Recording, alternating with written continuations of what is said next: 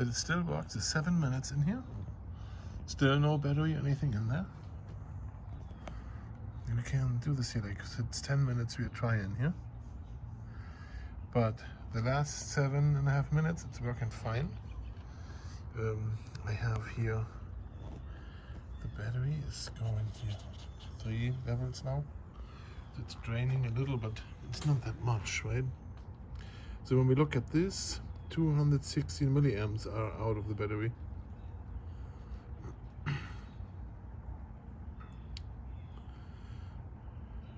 1.6 amps, 8 watts. So the thing is, when does it overheat now?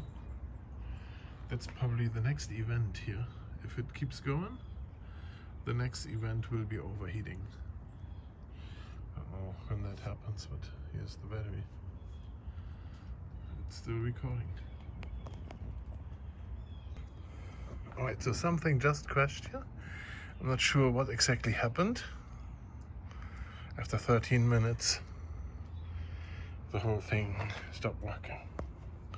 Could be overheat, who knows?